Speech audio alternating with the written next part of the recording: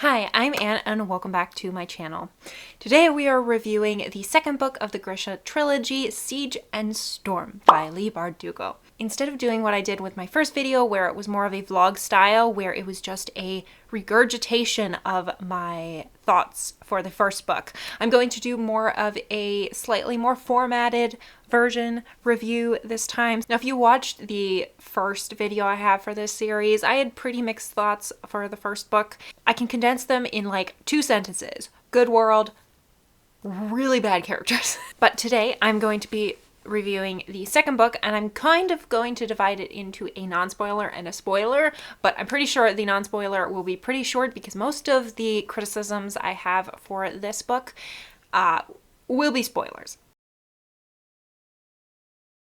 My general thoughts of this book is I liked some elements better than in the first book, and they fixed some problems I had in the first book, but there were a lot of things that were made worse in the second book, so I'm really conflicted. First of all, the world, which was my favorite part of the first book and remains in this book my favorite part. However, there are certain things that became more unbelievable as they continued on. For example, let's talk about the magic system just briefly without that much spoilers.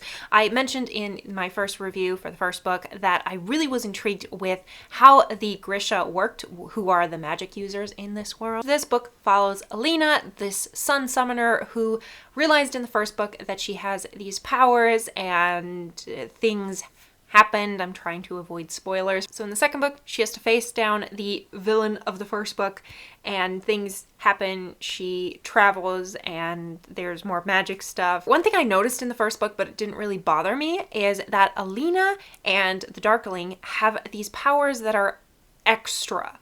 They have more powers than, say, the majority of Grisha. All the other Grisha fit into kind of very distinguishable magical boxes, you might say. And there's nothing wrong with that because I think consistency of a magic system is super important in a fantasy book. When you just throw magic in to solve problems, then it becomes unrealistic. But this book exasperated little things I noticed in the first book and just made it all the worse. So Alina and the Darkling in this one, without giving away spoilers, they get new powers. The problem is we're never given an explanation of, first, why now are they getting all these powers? And 2, where did these magic come from? It's just very confusing how their magic works because all the other Grisha have very consistent powers. For example, you have the heart renders, and they are divided into the ones that either destroy your heart or like they can heal you, make you better. So it's very exact how the magic system works for each of the Grisha, except for the Darkling and Alina. And we are never given a reason why they have such overpowered magic. We never learn anything about the Darkling, and that was one of my main issues in the first book. I didn't feel like he was an intimidating villain because he was too simplistic. And the way they solved that problem in the second book is just not having him in it barely at all. He comes in the beginning and then the end, and he's never in it through the rest of the book. And so, yes, I would agree he's definitely a more intimidating villain in this second book than he was in the first book, but that's just because there is this sense of creepiness and unease when it comes to the unknown, just in general. So when books have the villain kind of being unknown, you don't know where they are, what they're up to, that has this sense of scariness or intimidation. So in that sense, I thought they handled the Darkling better. In the other sense, we still have no explanation where all these powers are coming from, and I really felt like the magic system worked in Bardugo's favor whenever she had a problem she needed to solve, or she needed to make the Darkling more intimidating because he wasn't all that intimidating in the first book. She's like, here, I'll give him extra powers. Except we have no establishment of why he has more powers than everyone else in the first book. And again, maybe this will be elaborated on in the third book, but it was really, really annoying in the second book. Another thing I really didn't like that they, I guess, not added to the world, but they got rid of the world, is there's literally only one scene that focuses on the Shadow Fold.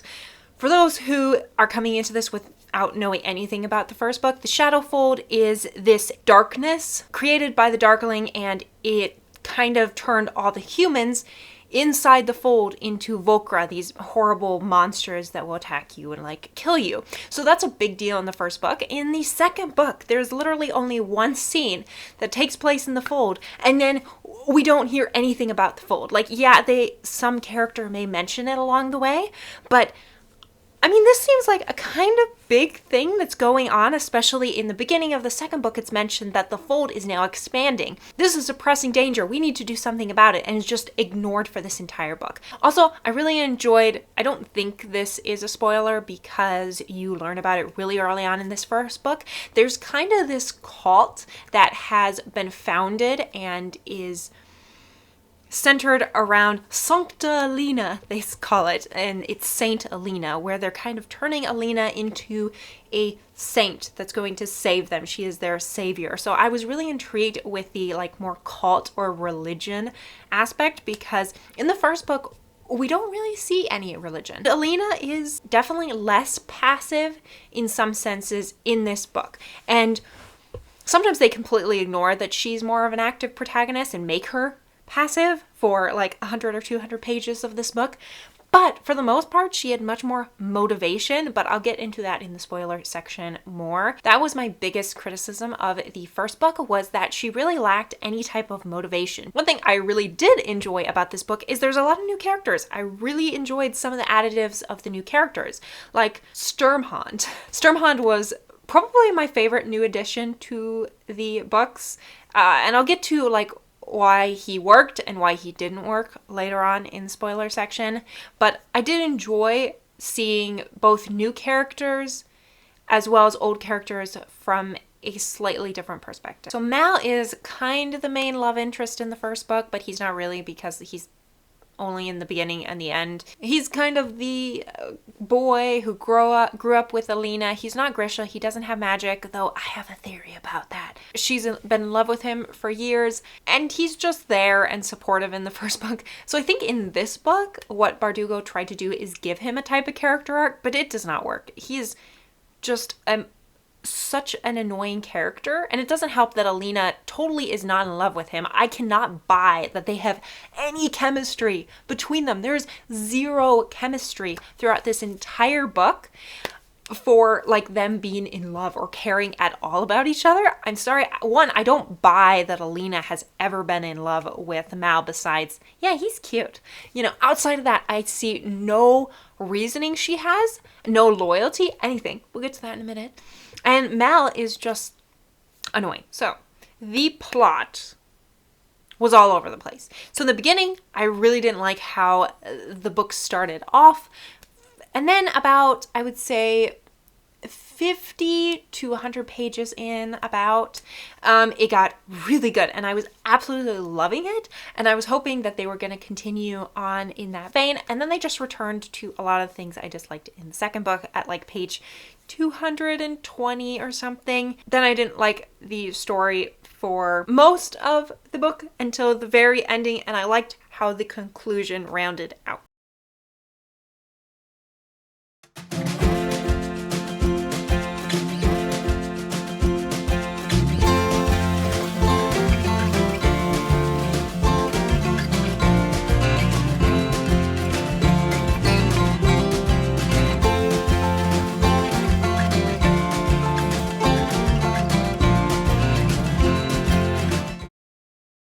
I just want to go through my predictions I had for the second book that I mentioned in the video I did reviewing the first book, Shadow and Bone. I was right about most everything. So the two things that I wanted to see happen was Alina be more motivated, and that definitely did happen. She gained some motivation, even if it was kind of on and off and kind of a mess how her characterization worked, but at least she had some motivation throughout the book. The second thing was that the Darkling would not be the main villain, and that did not turn out to be the case. The second part is what I predicted would happen. First, that a rebellion group would rise up against the Darkling, and this is completely true, that most of the book is centered around Alina putting together a group to prepare and fight the Darkling. So in that case, it was true. The second prediction I had was the love triangle would be played up. either with the Darkling or with a new character they introduced.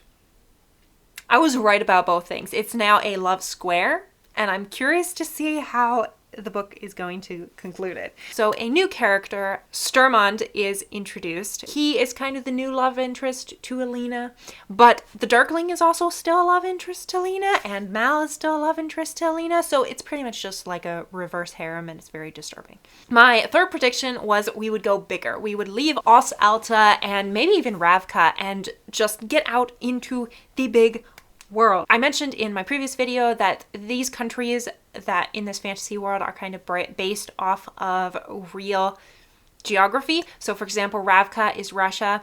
You have Fjorda, which is like Sweden, Norway. You have Shuhan, which is China. And that was definitely true in the beginning.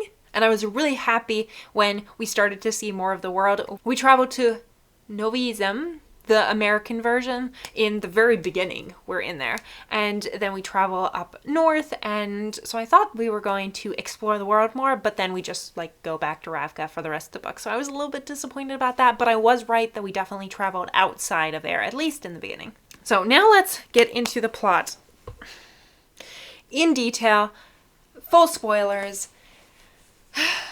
It's going to be great. So the first book ended with Alina and Mal escaping the Darkling within the fold and kind of leaving the Darkling and all his men on this boat to die. In the second book, we start off with her and Mal having escaped and gone to Novi Zem, which is the America version of this world, and they want to go into the West and become like farmers. I have a lot of like issues with that. First of all, they're doing nothing or care at all about taking down the Darkling. They're just like, yeah, we'll just escape and go and live our own life.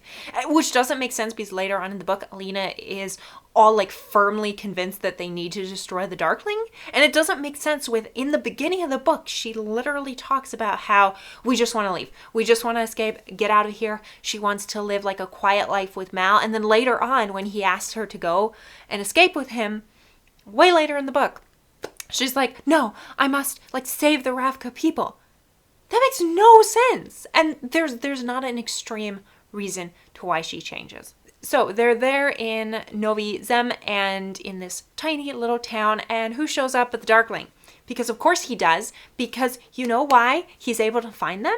Because they've been traveling by selling these fancy golden hairpins or whatever that Alina had from the Darkling or from Os Alta, the city.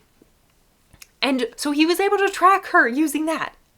And I was like, why wouldn't you just like sell them all in one location and take that money? And like, why wouldn't you try to cover your footsteps at all? So that was the first red flag I had in this book, that Alina's still an idiot. She's not changed at all. Mal's still an idiot. So that was nice starting off. And of course, when we see the Darkling, when he captures them again, we see that he has a new power, just magically out of thin air. In fact, he says to Alina, you gifted me this power in the fold.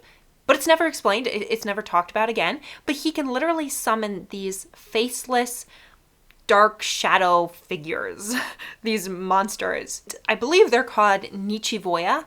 At least that's how the audiobook pronounced it. They're very cool. Like, I love them as the villain's henchmen, kind of doing his bidding. I thought that was a really intriguing premise, and yet they're kind of ignored for most of the book, so that's nice too. Also, we do see in this beginning when the Darkling captures them that he is made weaker by summoning these creatures. So every time he summons them, it costs him something. And yet later on we see he creates almost an entire army of them, and we don't have any explanation to why. Though that may be explained in the third book. So I won't take that as a stern criticism yet, but we will see. So now they are taken by the Darkling onto a boat, which I don't see a point of why we started off in Novi Zem at all. Why would it matter if we started in America when we could have just started on the border of Ravka and had the exact same story? I just don't see why we needed that beginning. And so the Darkling takes them up north, and it turns out he is hunting for a second amplifier, which is this sea dragon named Rusalai. It is on the cover of this book. So the Darkling wants to get this second amplifier, the Sea Dragon, to maybe get control of Alina. I don't actually get why he wants to get the Sea Dragon and kill it and make it an amplifier for Alina, because, I mean, it's already been proved that he can't control her because he put the first amplifier around her neck and he could control her powers for a while, and then she just kind of broke free. So I don't see why he would want to give her more power and be like, yeah, I can totally control you with this, and the same thing's going to happen again. So that never made sense to me, why that was happening. But the boat that they are on is actually captained by this man named Sturmhond. And it is there we meet these like big burly twins, Tamar and Tolia. And they're going, those three are going to be like main characters throughout this book. Stormhond is this privateer that is hired for a price, whatever price, to work for them. And right now he's working for the Darkling to bring them up north to track down this dragon. And of course, because the Darkling threatens Alina, Mal agrees to try to track the creature. And he succeeds. Keep in mind, in the first book, it's mentioned that it was kind of happenstance that Mal even found the stag, and it took him like a year to track it down, and yet he's able to find the sea dragon in literally a week, and I'm like, this dude's got to have some powers. And if it's not revealed in the third book that he has like some sort of Grisha powers, I'm calling bullshit on that, okay? Because that's ridiculous. He's able to find this mythical magic dragon that no one's seen for centuries, or possibly ever, and he's just magically able to do it, okay? Doesn't make sense. Here comes the twist. Once they get the sea dragon, Sturmhond turns against the Darkling, rescues Alina and Mal, takes them onto his ship, and they're able to sail away because for some reason a gunshot wound to the Darkling is able to stop him from tracking them immediately. Plot convenience. Though I will say, Sturmhond is an amazing character, and as we learn more about him as the book progresses, I just liked him more and more as a person. He has these great liners, and I have to read like a couple of his lines because he has such very easily quotable sentences. Anything worth doing always starts with a bad idea. And when people say impossible, they usually mean improbable. I just love all his quotes. He's such a fun character. They have the sea dragon, and it's kind of dying from being captured and wounded, and Sturmhond tells Alina to kill it. Of course she won't, so Mal has to force her to do it, which doesn't make sense for later reasons, and they give her an amplifier, and of course they put the amplifier on her at night, so she bursts into light because she's a sun summoner, and it lights up the whole sky, which totally would not help the Darkling track you because reasons.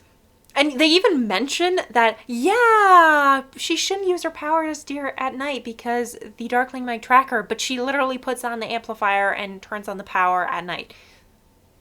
Why didn't you think of it beforehand if you thought of it afterwards? It makes no sense. But of course, because plot convenience, the Darkling doesn't find them right then, so it's fine. Sturmhond gives her this book that she originally got in the first book from the Apparat. He's kind of the priest of the king, and he went into hiding after the end of the first book, but it is this book of saints. And she looks through the book, she finds this picture of this one saint and realizes that he has 3 amplifiers.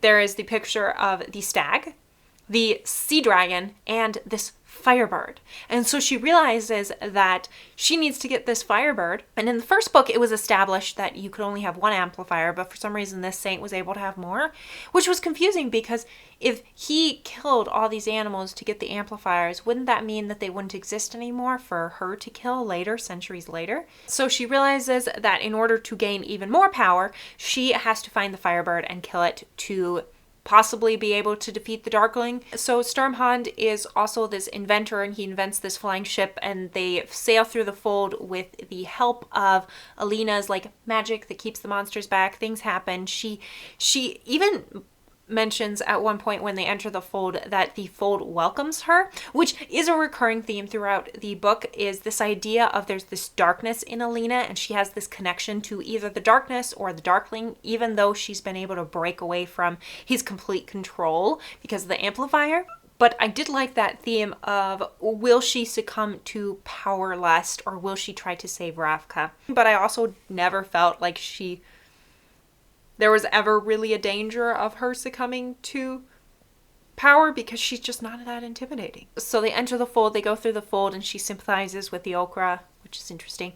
And then they get to the other side, they crash, and then it's revealed, that Sturmhond is actually Nikolai. Yay! And you're probably like, who is Nikolai? Well, he is the younger prince of the king of Ravka. So King of Ravka has 2 sons. We heard mention of the second son in the first book, and we briefly met the older prince in the first book, not the younger one, because the younger one was off doing other stuff. Turns out he was a privateer for years, so that's nice. So Nikolai has now returned home, and he returns home with Alina. Also, I should probably mention and go back of when they were in the fold, she saw the Darkling, and it really freaked her out. And that's a recurring theme throughout this book is she keeps seeing the Darkling, and he'll even talk to her. At one point he even touches her, and so she's not sure if she's just hallucinating him or if he's actually there, and she's not sure how it happened. So that's another power that's never explained throughout the book, but I'll get to that in a minute. Nikolai, who I'm going to call Sturmhond Nikolai from now on because Nikolai is easier to pronounce than Sturmhond. Okay, Nikolai, Alina, and Mal head to Os-Ata. And now at this point, I was really intrigued by the twists. I really didn't like the very beginning, but once Sturmhond took over and rescued Alina and Mal, I was really intrigued where the story was going. And then they just promptly return to Os-Ata, and it kind of continues on with the court drama that pretty much filled the first book and was one of the things I really didn't like about the plot. And as they travel to the capital city, of course, all these people are like, Sancta Alina! All these people are super happy because they believe she's their savior and she's going to save them. And also Nikolai proposes to her more for power stuff, but there's definitely romance going on too. Which, it's weird. She never shows much initiative or loyalty towards Mal. The Darkling is constantly trying to get at her, and Nikolai is kind of having something there, and she jumps from guy to guy per scene. It's ridiculous. She has no loyalty to Mal, and then she's truly hurt when she sees him kissing another girl later on, and just 2 scenes earlier, she almost kissed Nikolai and didn't feel bad about it. She even mentions it in the scene that, I shouldn't be jealous because I almost did this. And yeah, just because you mention it doesn't make it make sense. I feel like she sees him as a friend. And it doesn't make sense how she's in love with him, but she's just bouncing from guy to guy and manipulated by this. It's ridiculous. So they get back to Os-Ata, and this is when I skimmed through most of the book because it was bad. I mean, I didn't skim through it. I was listening to it on audiobook, and I just did count a cross stitch. So they get back. And keep in mind, Alina has no knowledge of warfare. And besides this random power she has nothing. No reason. And what does the king do? The king literally gives her the second army. So there's 2 armies in this country. The first army is the non-magic users, traditional medieval army, I would say, and the second is the second army, which is comprised of Grisha, so magic users. And so Alina is put in charge of the second army, which makes no sense, and so for part of the book she's trying to get the Grisha to trust her, or the Grisha that are still there, because a lot of them defected and joined the Darkling. One of the Grisha creates these mirrors that are meant to amplify Alina's power, even though they don't really come into the end all that much, which was fine. But that was an intriguing thing that could have had interesting payoff and then didn't. And then, so Nikolai's older brother, Vasily, because he's an idiot, he decides to forge an alliance with Fjorda, which is north of them, and pulls off all the guards from that border so the Darkling can just walk in. And he explains this at Nikolai's birthday, and this was 3 weeks ago that he took the guard off, and suddenly the Darkling just attacks. Keep in mind, all the scenes prior to this had no rising tension, no suspicion that this was going to be the end. It just suddenly happens. And I really, really hated how there was no increase of like, oh, we're hearing more rumors that the Darkling is approaching, or like blah, blah, blah. It just came out of nowhere and it was so stupid. And of course the Darkling attacks, a lot of people are killed. Part of me wished one of the main characters would get killed, and I really hope like one of the guys, or possibly two, die in the third book, because I really want the stakes to feel high, and they don't when you're just killing off secondary characters that you didn't care that much to begin with. Like, yeah, Nikolai's older brother Vasily dies, but did you ever like him to begin with? No. So it doesn't make any sense why you should care that he's dead now. So the Darkling arrives, and it is revealed that over the last months he has been in fact appearing to her because she was calling him. That's never explained. And so in order to save her friends' lives, she agrees to go with the Darkling, and yet when she like reaches him, she touches him, pulls on his power, and for some reason suddenly she has this power to force him, like she pulls out his power and forces to create creatures. She decides to try to destroy the cathedral that they're all in by making it tumble down upon them, and Mal's able to rescue her and get her out of there. And then the book ends with her being the apparat and like the cult he now leads. Everyone leaves the Darkling just laying there. Could he be dead? Could he be alive? Who knows? Nobody decided to check. Like, this is the big bad villain. I know the cathedral is slowly crumbling, but you know what? Maybe you could take 10 seconds to check if the big bad is dead. But no, nobody does, and so I assume the Darkling is still alive because reasons. And then it is revealed at the very end of the book, Helena turns to Mal and she's like, yeah, I can't use my power anymore. But luckily she has a religious cult army. Let's get to my predictions for the final book. And these are things that I'm kind of hoping for. So these are less predictions than just like things I hope to dear God Bardugo does. But she probably won't. The first one is, I want to find out something about Alina and Mal's parents. I want to learn about the origin of like where they came from, why Mal is such an amazing tracker, why Alina has all these crazy powers. Same thing with the Darkling. I would like to learn more about his origin because we are not told at all why he has all these powers. The second thing is, I want the fold to be finally destroyed. I hope it is, because I feel like it was ignored in this second book, and I hope that it's more of the center in the third book. Third one is, the Darkling should be finally killed. I feel like it's only fitting for the Darkling to be killed in the third book. Or he could change his personality randomly and become a good guy, but I don't think that's going to happen at this point. Last one, the guy. The prediction of how this all crazy romance square is going to end up. I'm going to make some predictions. I'm going to predict that Alina ends up with Nikolai, because I see no chemistry between her and Mal, and I see more like good chemistry between her and Nikolai. When it comes to the Darkling, obviously she can't end up with him because he's bad guy, villain. And like Mal, I really don't care for. Part of me hopes Mal dies in the third book, but we'll see. Yeah, I kind of want like the Darkling and Mal to die, and then Nikolai and Alina to rule the kingdom. I also really did not understand why Nikolai even liked Alina. She's not really likable at all. So next week I will be doing, I'm pretty sure I'll be doing a book wrap up for the month of February, and then the week after that I will be coming out with the final review for the final book, Rune and Rising. Have you read this book? What were your thoughts about it? Do you agree with some of my critiques?